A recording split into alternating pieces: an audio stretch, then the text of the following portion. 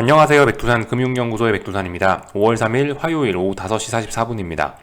오늘 아시아는 휴장하는 데가 굉장히 많았죠. 일본하고 중국이 둘 다 휴장이었습니다. 중국 같은 경우는 이번 주 내내 다 쉰다는 걸 좀 우리가 기억을 해야 되겠고요. 그러다 보니까 좀 전반적으로 좀 시장이 조용하다라는 뭐 그런 인상을 받고 있습니다. 말씀드렸다시피 FOMC 회의가 코앞에 와 있습니다. 당장 오늘 밤부터 회의가 시작을 하고요. 오늘 회의하고 내일까지 회의를 하게 되겠죠. 그래서 내일 이제 뭐 금리가 발표가 되고 그럴 겁니다. 내일 정확하게 이야기하면 한국 시간으로는 이제 목요일 새벽 시간이 될 겁니다. 목요일 새벽 2시인가 그쯤이 될 거예요. 2시인가 3시인가 대충 그쯤일 겁니다. 하여튼 중요한 이벤트를 앞두고 또 그리고 이 어떤 휴장 이런 것도 많기 때문에 좀 조용한 모습을 보였다. 이렇게 보시면 되겠습니다. 조용한 가운데에서 뭐 지지와 저항을 테스트하고 있다 이렇게 보시면 되겠죠. 미국 같은 경우는 좀 탄력적으로 좀 많이 올랐지만 한국은 오늘 일단 하락 마감을 하긴 했고요. 코스피는요. 그거 생각해 보셔야 될 게 요즘 미국은 기본적으로 숫자가 큽니다. 그죠? 미국은 뭐 0.5%, 1.6% 이렇게 상승을 하고 있는데 한국은 숫자가 전반적으로 작습니다. 뭐 0.3% 이 정도밖에 안 움직이니까 이거 그럴 수밖에 없다고요. 말씀드렸다시피 그 빅스가 지금 굉장히 크다고요. S&P 같은 경우는 어젯밤에 35를 터치했었죠. 장중에. 그러니까 지금 보시면 값이 32 뭐 정도로 되어 있고요. 한국 같은 경우는 변동성이 20입니다. 20. 네. 이거는 둘이 직접적으로 비교를 할 수 있는 겁니다. 이건 변동성이라는 그런 숫자기 때문에 아무튼 비교를 해보시면 미국은 30이 넘어가고 한국은 20대에 와 있기 때문에 미국이 난리부르스가 난다라고 해도 한국은 차분할 수도 있다라는 거를 좀 생각을 하셔야 되겠죠. 물론 이제 세계적인 흐름을 보기 위해서 저는 이제 매일매일 미국이 어떻게 마감했는데도 아시아가 이렇게 됐다라고 이렇게 표현을 하긴 합니다만은 그래도 좀 약간 좀 그죠? 그 스스로 미국은 미국이고 한국은 한국이고 뭐 아시아는 아시아다 이런 식으로 좀 서로 독립적으로 생각할 필요는 있을 것 같아요. 예. 미국의 상승이 반드시 한국의 상승을 보장하지는 않는다. 뭐 혹은 그 반대로 미국의 하락이 반드시 한국의 하락을 보장하지는 않는다. 이런 식으로 생각하시면 되겠죠.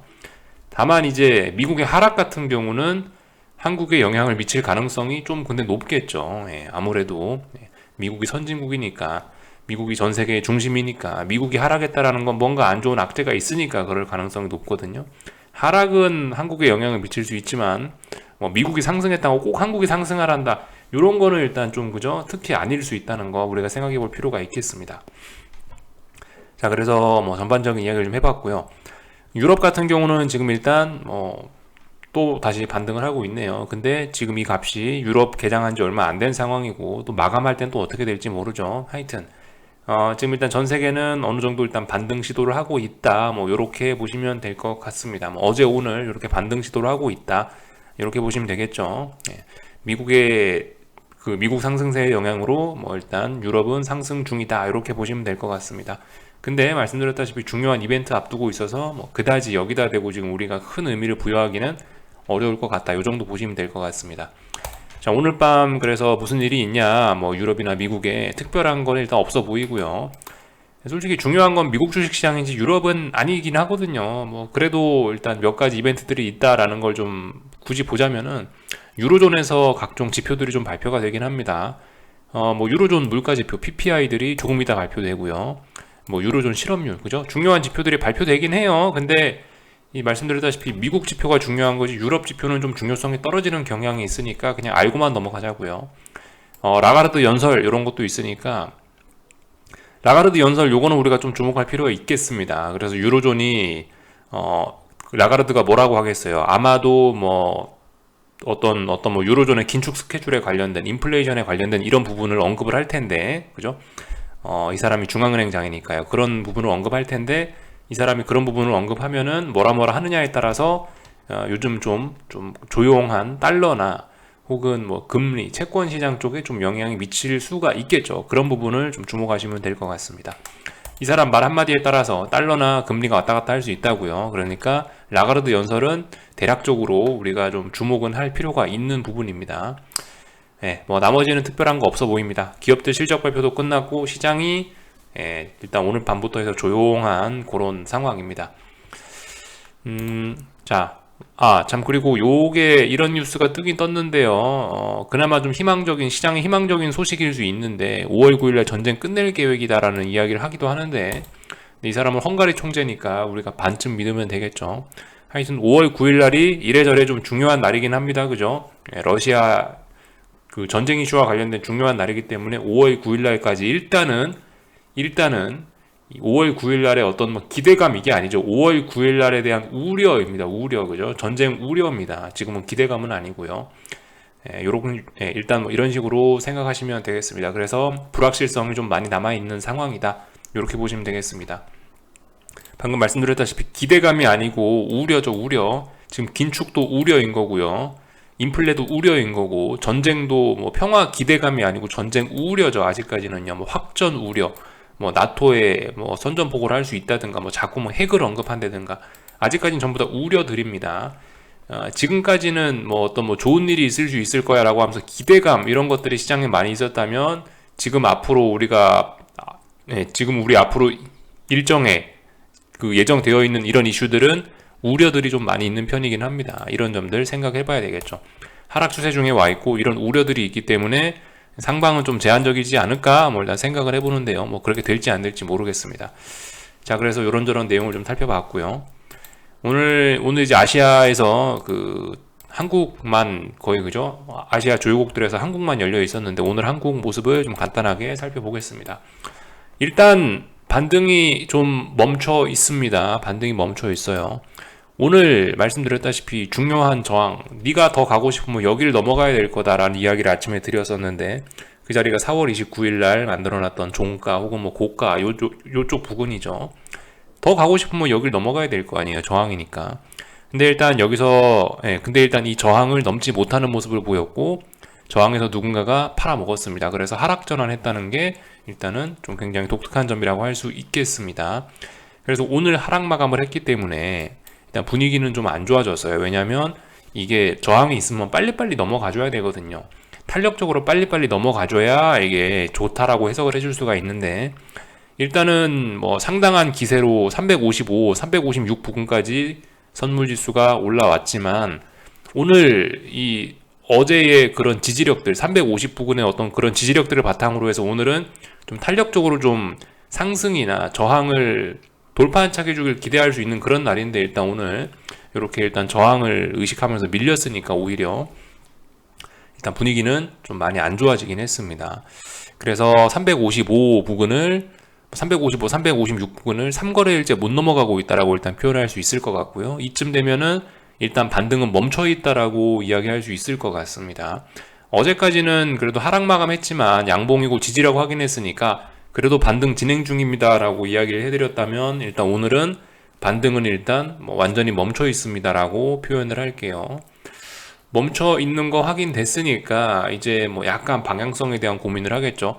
멈춰 있으니까 여기서 계속 더 올라갈 것인가, 355, 356 넘어가면서 더 올라갈 것인가, 아니면 재차 350 붕괴시키면서 아래쪽으로 갈 것인가에 대한 고민을 살짝 할 것 같습니다.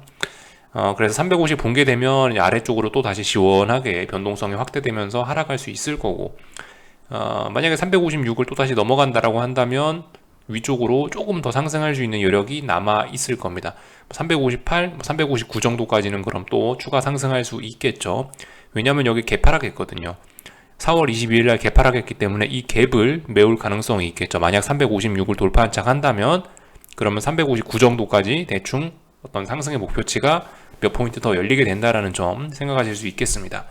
일단 멈춰 있습니다. 그죠? 멈춰 있으니까 여기서 공격적으로 하실 분들은 나는 뭐 내일부터 뭐 쇼포지션을 한 숟가락 얻는다 이렇게 하실 수도 있는 거고, 안전하게 하실 분들은 350 붕괴되는 거 확인하고 움직이셔도 늦지 않고요.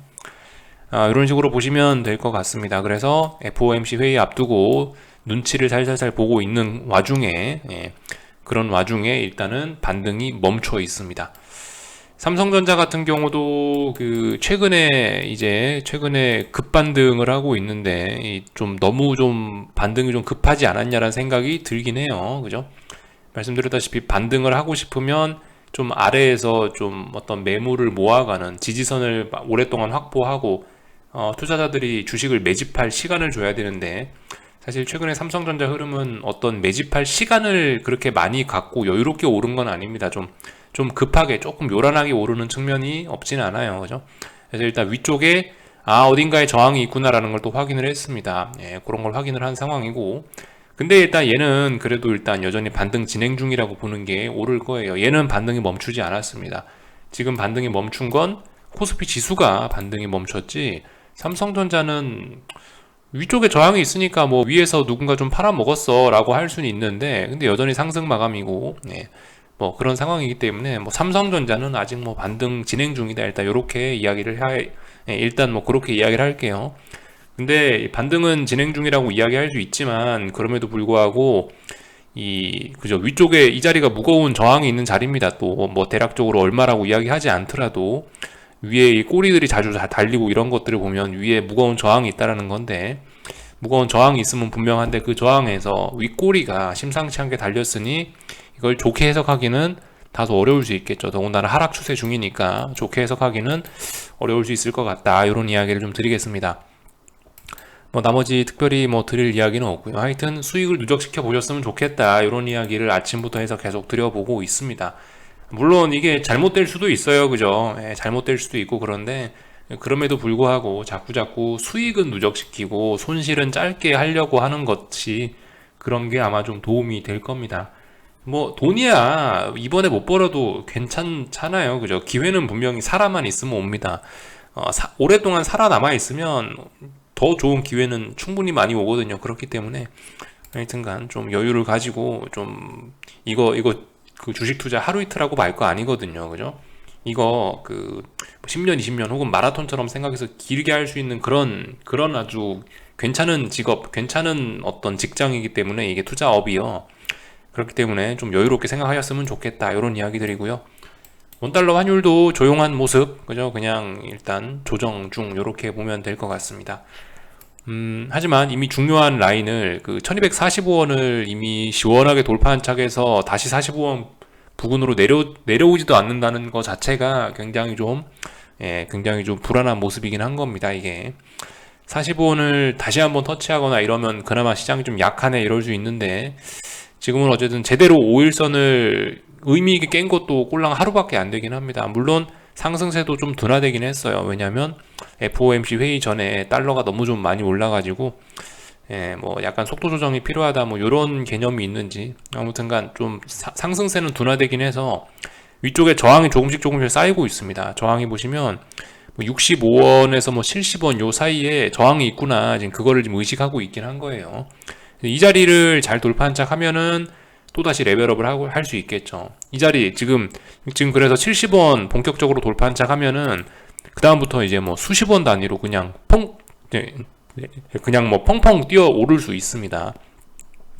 지금은 원달러 환율이 변동성이 확대된 구간이기 때문에 예전처럼 이렇게 짜불짜불 이렇게 가진 않는다고요. 지금은 어디 저항 돌파한 척 하면 점프를 하는 구간이지, 지금은 짜불짜불 가는 구간은 아니니까, 그죠?